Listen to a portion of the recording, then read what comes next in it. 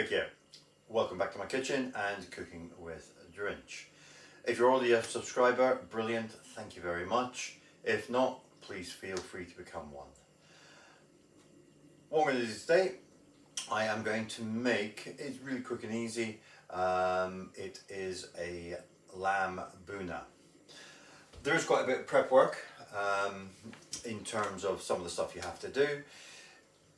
You can do it straight before you're doing it, or you can freeze it and do it later, or save it for later, should I say. But let me just quickly go through what's on here.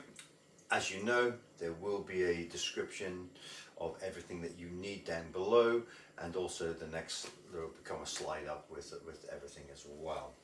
Right, so the bhuna is a nice, thick, juicy gravy that goes with a really tasty pre-made lamb.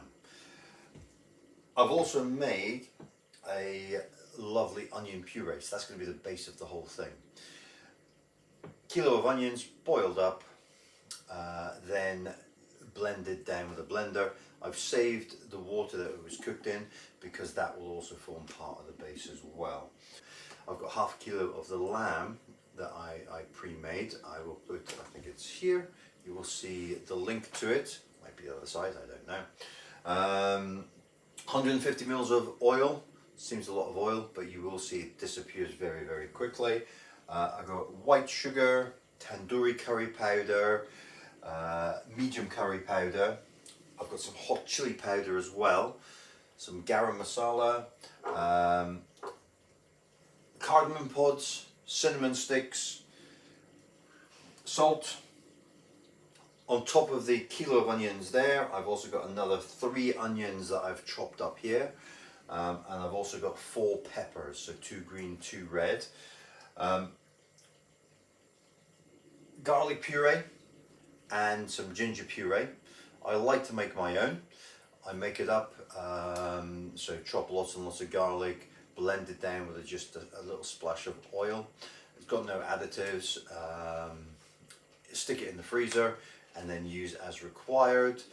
Shop based I've tended to find gives a little bit of a bitter taste, but it's perfectly fine to use. Right, let's get close in and see what we're going to do.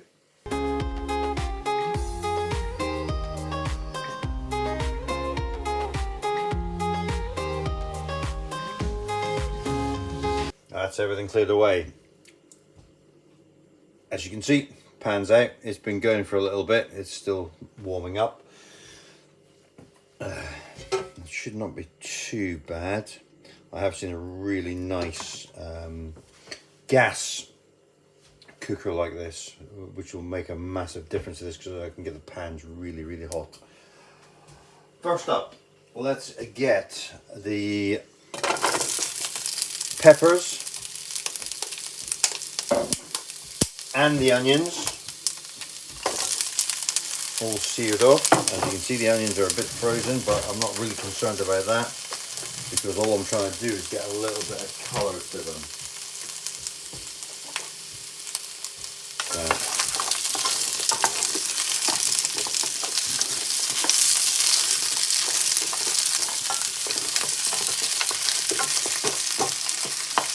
while that's happening, I will zip through it. This is nice and hot. Will only take a minute or two. Might take a little bit longer. Like I said, I'm not bothered if the onions are still frozen at the end of it, as long as we get a nice colour to them as well.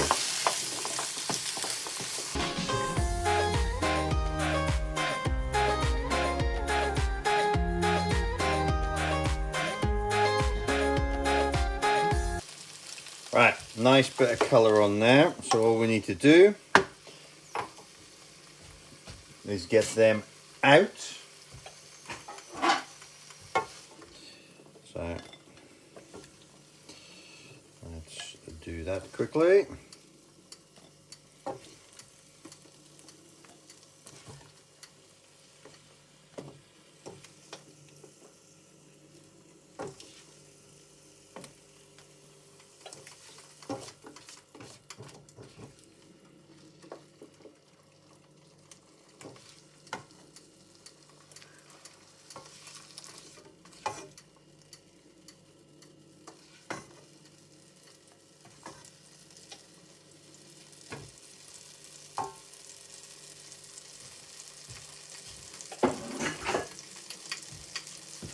Okay, perfect. Let's get the oil in here. So it's 150 mils of oil. As you can see, some of the juices from the onion and the pepper is there. A bit of onion as well. We didn't worry too much about that. Let's get that heated up. Once that is nice and hot, I'm going to add to that the onion puree. Alright, sizzling away nicely. So there you see, there is the onion puree that I made earlier. Still a little bit of liquid in it, but let's get that all in there. This is going to be the base for our onion gravy.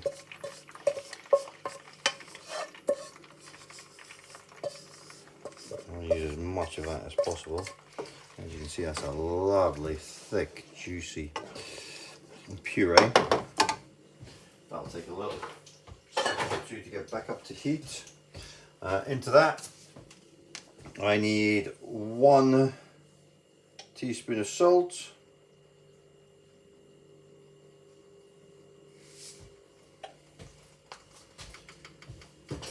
and 2 teaspoons of sugar.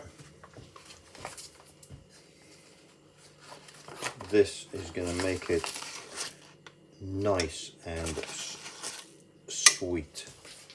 The onions are obviously quite sweet already, but this will just add to it. So let's get that stirred in and round.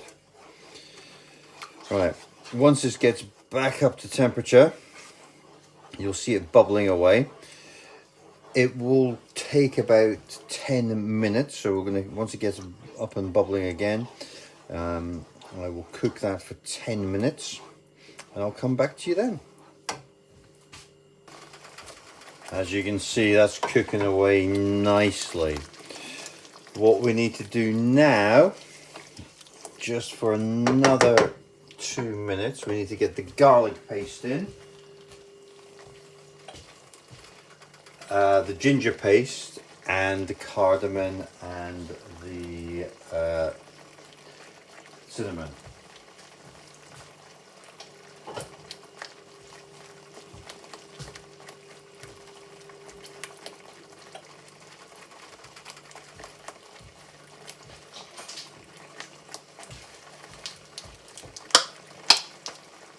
First in, garlic.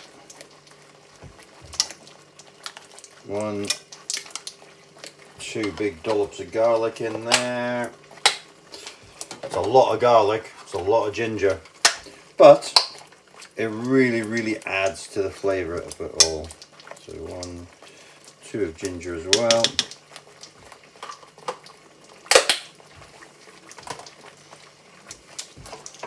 This was freshly made this morning, that's why it's still sort of very liquidy. Yeah, I'm just about to put that back in the freezer.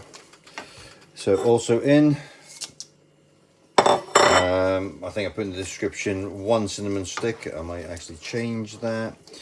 So if I'm talking rubbish, I'm talking rubbish. It's still a little bit runny, so we'll leave the lid off. We'll try and get some of this water evaporated off, but that is really going to add to the flavours there. I need to cook that for another 2 or 3 minutes, so I'll be back at that point. Oh, I've just realised the big boob I made on this. I still had it on camera and not on video. It's come a long way since the last time, but let me just explain very quickly what I have done. I came back after sort of 12 minutes of cooking, starting to go this lovely golden brown colour, which means that everything else is ready to be added. I've added all of the spices, and that changes the colour quite considerably. I've then added 5 tablespoons of tomato puree, and this is what's giving this red colour.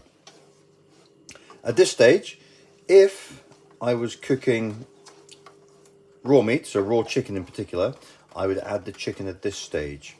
As I'm not, I'm going to be using my pre-cooked lamb, and I do have a video on chicken tikka as well. I wouldn't add that at this stage either, but what I want to do is I would like to get this reduced down a little bit more. So I'm going to let this just reduce for a further 10 minutes before I start adding the meat in. So I'll be back in 10 and I'll see you then.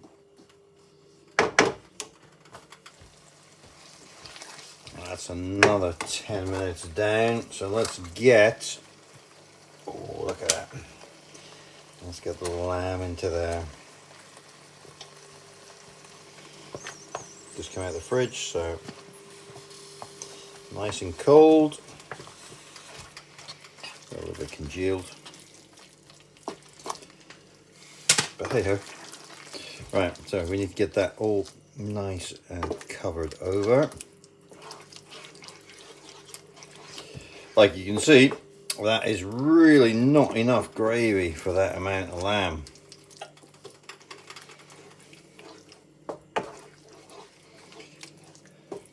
Just as well, I did all the veg earlier on as well. So let's get the peppers in there, the onion.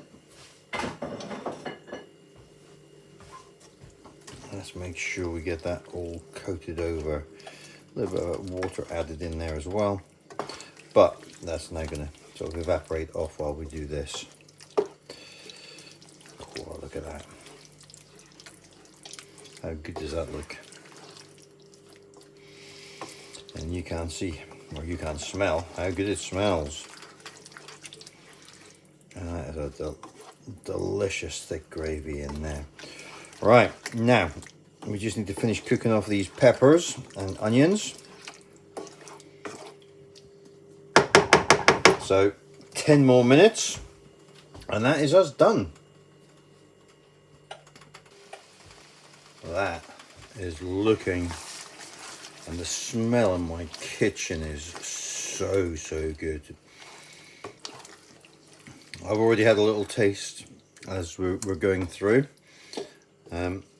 But what I want to do is let's get that switched off, because we don't need to cook that for any longer. That is going to be absolutely perfect.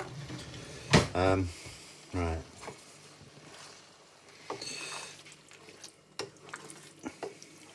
You can see the peppers still have a lovely bite to them. Still really full of colour. There's a little bit of lamb. I'm going to go for that. Ooh, that's quite a little bit of lamb. Let's just cut that.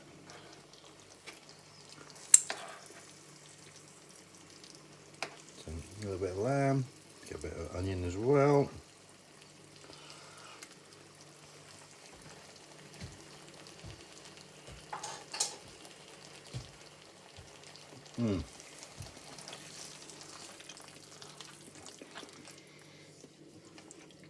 I really need to learn some new noises for when I'm tasting things.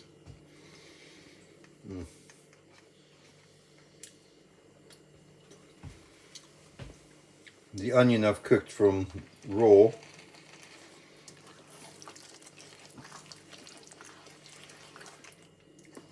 Still got a lovely bite to it.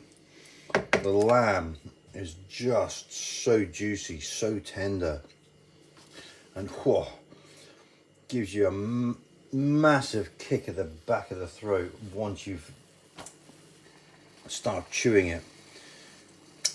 Tastes quite mild when you first take it, but whoa, that is so good. I really hope you've enjoyed that video. I'm already looking forward to my dinner tonight, because that is what I'm having. Obviously not all of it. If you have enjoyed it, please subscribe, like, share, and I'll see you next time.